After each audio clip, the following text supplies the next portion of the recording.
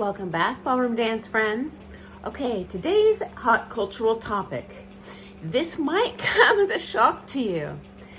Many, in fact, most of my friends who are professional ballroom dancers hate teaching their kids. And I'm going to share some insight as to why that is. I think it'll be interesting for you. Okay, so going up the ranks, kind of in my era, I did not have a lot of parent role models because in my area of the world, the West Coast, Northwest of the United States, and even really in the international dance world, most of the professional females did not have children.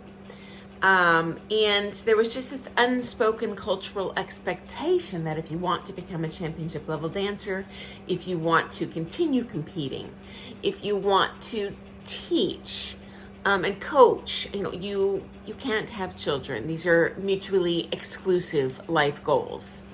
And I absolutely was disappointed. It was a sacrifice I felt I had to make. And kind of growing up, I did decide, okay, well, I do want children, but I want this more. And fortunately, it didn't turn out that way for me, but we'll get into that later. So the only, couple kind of examples I can think of that were role models, although they were not living in my area of the country, I've taken with these fabulous teachers, are Heather Smith and Diana McDonald. Though certainly in the case of Heather, she was teaching extraordinarily limited hours, as was Diana. As a matter of fact, guys, when I got pregnant, I was virtue shamed by a friend of mine, who shall remain nameless, who said, "You are throwing your life away. You need to end this pregnancy." Yap.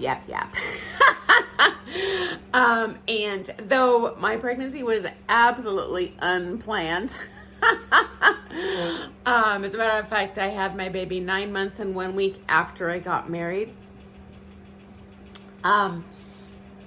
My husband and I obviously had her, and she has been nothing but a joy in our lives, okay? And guess what? Hey, I'm still ballroom dancing, and I'm a pro. And I've competed pro-am since then. It's not the end of the world. Anyway, honestly, I had no role model. Now, this day and age, the culture has changed, thankfully. And I do have many pro friends. I've always had male friends that had children, though honestly, I statistically suspect it's less than the kind of rest of the population. But I have many female professional dance friends who are very successful competitors, instructors, studio owners who have children. Some of them, their kids dance, some don't. Now, when we do have kids that we don't teach at all, here's why. We had that same love and passion for ballroom dance growing up that you have, okay? But we have all also made massive life sacrifices to become a championship level professional dancer. Massive in terms of pursuing this career. Time, financial, personal sacrifices, whether that's not dating, or just you can't date the person you want to date, or you greatly delay getting married, or I have seen cases where ladies, they're actively competing, and by the time they retire, they are no longer fertile, so they have given up the life opportunity to have children. Dumping 100% of your resources to become excellent at what you do, which you have to do to become a champion, guys. There's no two ways about it.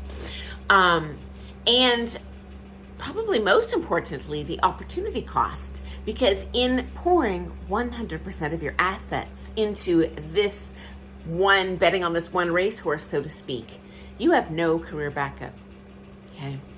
And we all know from our own professional experience and watching our friends, you know what, first of all, you can dump 25 years into extensive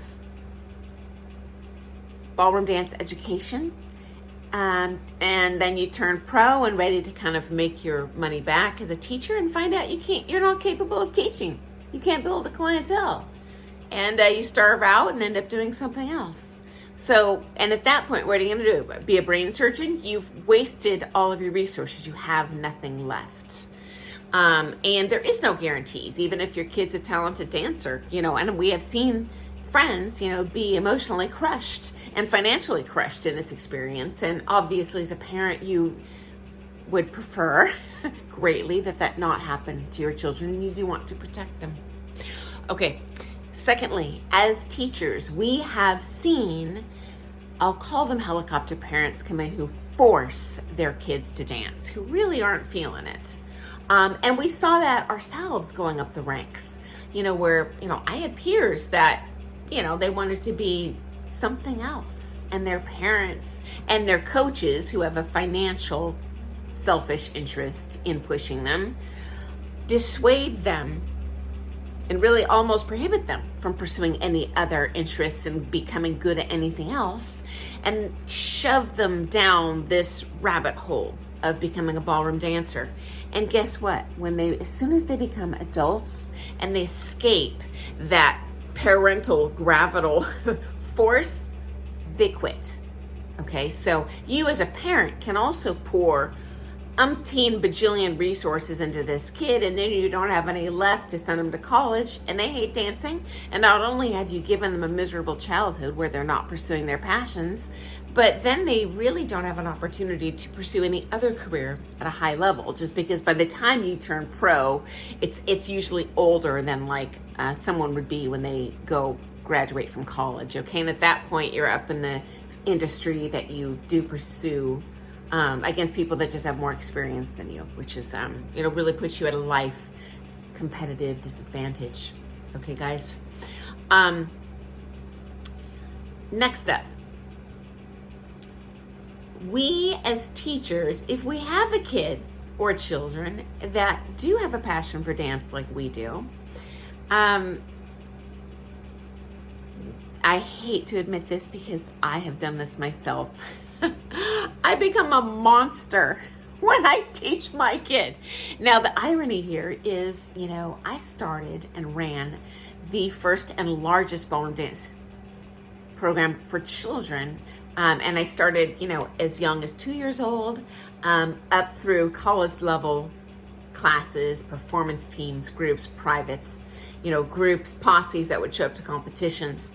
And I love teaching kids. It does come with its own kind of bag of monkeys that I've shared in other videos, but, it's very rewarding and joyful. And it's so interesting, when I teach someone else's child, or my own students for that matter, it's like, oh, isn't that cute?